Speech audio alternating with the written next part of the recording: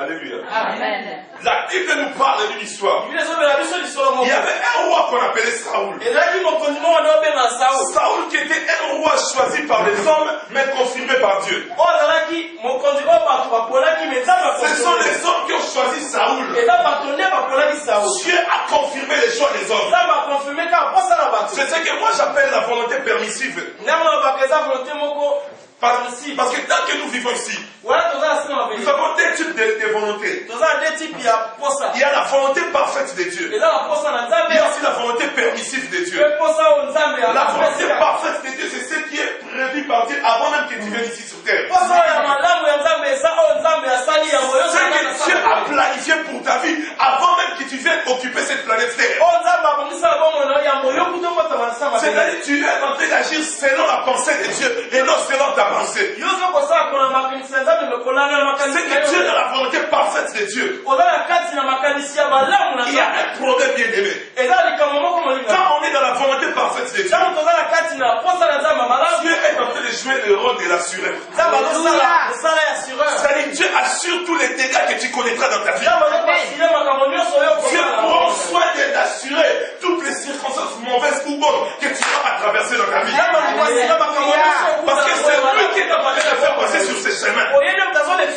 Parce que tu es dans sa volonté. La Bible déclare: je connais les projets que j'ai formés pour vous. Projets de paix et de bonheur. Afin de vous donner de l'espérance. C'est-à-dire quoi? Quand je suis dans la volonté parfaite, Dieu prend contrôle de toutes choses. Les choses peuvent commencer timidement. Les choses peuvent commencer dans des difficultés. C'est-à-dire la fin de cette chose va m'éprouver que j'avais raison de me confier en Dieu. C'est ça qu'on appelle la volonté parfaite. Mais il y a aussi une chose qu'on appelle volonté permissive. C'est-à-dire que Dieu n'a pas prévu ça. Mais comme tu fais cela, comme Dieu t'aime, Dieu confirme ton désir. Tu entres dans la volonté permissive de Dieu. Mais il y a un problème dans la volonté permissive. Tu assures toi-même les dégâts qui vont arriver. Toutes les complications que tu connaîtras. Toi-même tu assures cela. Dieu n'est pas l'assuré. Tu as fait ce que toi tu veux. Tu as improvisé une chose dans l'agenda de Dieu. Tellement que Dieu t'aime. Tellement que Dieu a beaucoup de considération pour toi. Dieu approuve ton choix. Dieu approuve ta volonté. Mais ce qui est un problème,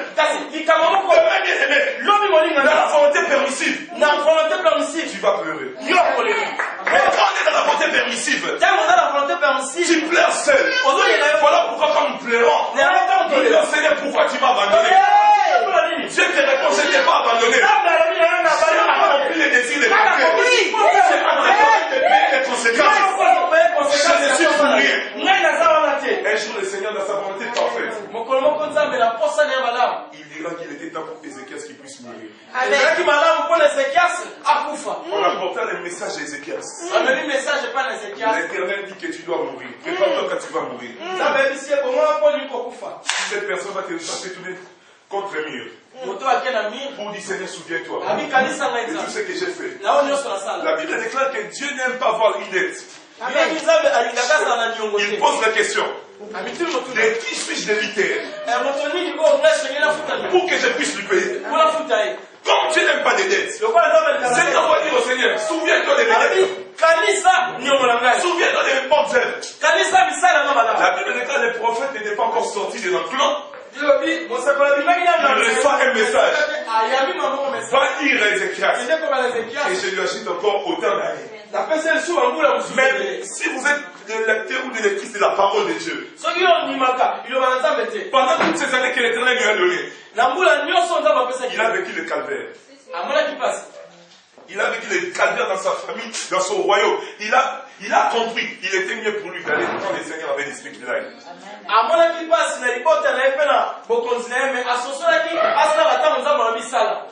Alléluia. Amen. Voilà, alléluia. Amen. Et Saoul, lui qui était un homme, un roi, choisi par des hommes, mais confirmé par Dieu. Mais ce roi avait un fils. Ce fils qu'on appelait Jonathan.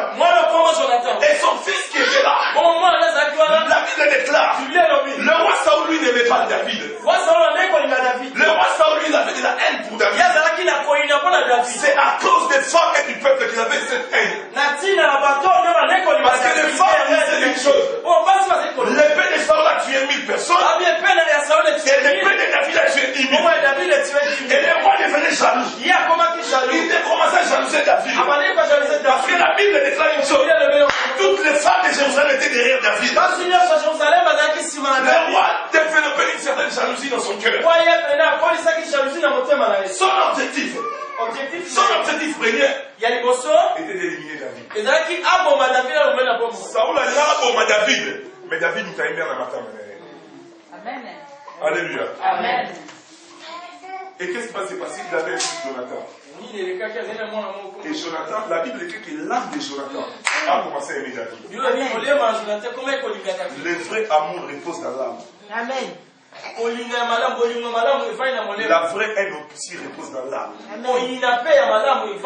Et la Bible déclare que l'âme de Jonathan commençait à aimer David. Et comme l'âme son âme l'aimait, il est allé traiter alliance avec David.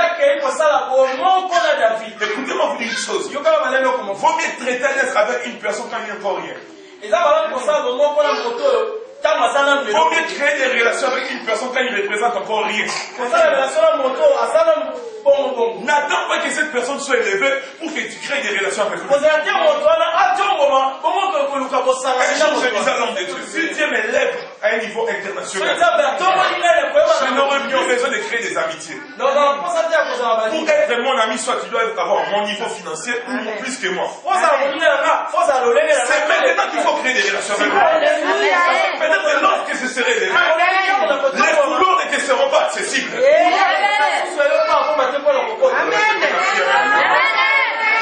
N'attends pas que je sois au trône pour que je crée une relation avec moi. N'attends pas que je sois béni pour que tu crées une relation avec moi. Mais quand je suis dans la difficulté, quand je suis recherché par Saoul, c'est alors que tu dois traiter avec moi.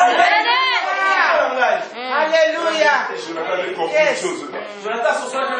Il est allé traiter alliance avec David. Un prince, il va les traiter alliance avec un serviteur. J'aimerais dire une chose. Saoul regardait David. Mais Jonathan voyait David. Regardez différents les voix. Amen, amen. Parce que Jonathan, il ne voyait pas David. Il voyait la gloire de Dieu qui était cachée derrière David. Il savait une chose, même s'il est dans des difficultés aujourd'hui, c'est dans la promesse de Dieu. Il voyait cette promesse que Dieu a faite à David. Même si ma vie était difficile, même si mon père peut le tuer, moi je vais être alliance avec cette personne. Alléluia. Il te dit que quand tu es roi, que demain tu ne perdras pas de toi. David est allé traiter alliance avec Jonathan. La Bible déclare qu'il prit son manteau, il le donna. Il prit son épée, son arc, il le donna. Parce que l'alliance, c'est quoi? C'est un accord entre deux personnes. C'est un accord entre deux personnes. Mais chaque alliance, pour qu'elle soit efficace, elle doit être scellée par une chose. Alléluia. C'est pour cela que Jonathan avait pris son manteau. Il a donné à David. C'était pour sceller l'alliance. Alléluia. Il a parti d'aujourd'hui. Notre alliance entre en vigueur. La Bible déclare une chose. Celui qui détruira l'alliance, Dieu le détruira. On ne détruit jamais l'alliance. Voilà même dans le monde mystique. Quand tu veux détruire l'alliance avec Satan, soit tu deviens fou, soit tu meurs. Parce qu'on ne détruit jamais l'alliance. On ne trahit jamais l'alliance. Et la Bible déclare, ils ont scellé leur alliance. Et qu'est-ce qui va arriver? Jonathan mourit, son père aussi mourit. Et qu'est-ce qui va se passer?